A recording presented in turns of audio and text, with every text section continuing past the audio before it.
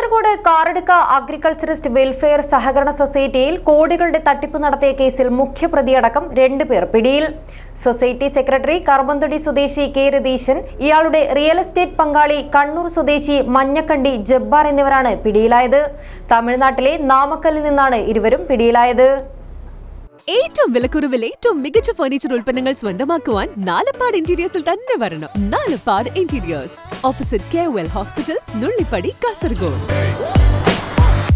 Karadka agriculturist welfare സഹകരണ സംഘത്തിൽ നിന്നും 4.76 കോടി രൂപയുടെ തട്ടിപ്പ് നടത്തിയ കേസിൽ മുഖ്യപ്രതിയടക്കം 2 പേരെ അന്വേഷണ സംഘം പിടികൂടി. കർമ്മന്തൊടി ബാളക്കണ്ടത്തെ രതീശൻ, കണ്ണൂർ താണ സ്വദേശിയും പയ്യന്നൂരിൽ താമസക്കാരനുമായ അബ്ദുൽ ജബ്ബാർ എന്നിവരാണ് തമിഴ്നാട് നാമക്കലിൽ വെച്ച് പിടിയിലായത്.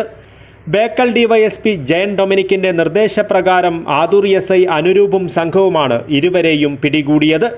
മൊബൈൽ ഫോൺ ലൊക്കേഷൻ പിന്തുടർന്ന് നടത്തിയ അന്വേഷണമാണ് ഇരുവരെയും വലയിലാക്കിയത്.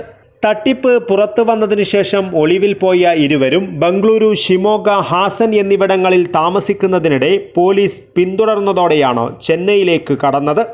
പിന്നീട് അവിടെ നിന്നും നാമക്കലിൽ എത്തുകയായിരുന്നു. ഇവിടെ എത്തിയ അന്വേഷണ സംഘം 2 പേരെയും പിടികൂടുകയായിരുന്നു.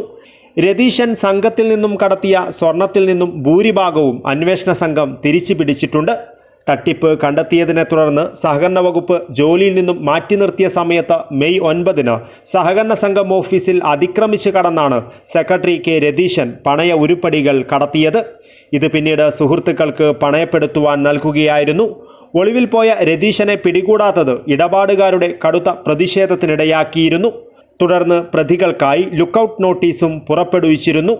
ഇതിനിടെയാണ് പ്രതികൾ ഇപ്പോൾ തമിഴ്നാട്ടിൽ നിന്നും പിടിയിലായിരിക്കുന്നത്. കേസിൽ നേരത്തെ 3 പേരെ അറസ്റ്റ് ചെയ്തിരുന്നു. കാഞ്ഞങ്ങാട് നെല്ലിക്കാട് സ്വദേശി അനിൽകുമാർ, പറക്കളായി സ്വദേശി ഗഫൂർ, ബേക്കൽ സ്വദേശി ബഷീർ എന്നിവരെയാണ് അറസ്റ്റ് ചെയ്തത്. News bureau, Kasaragod.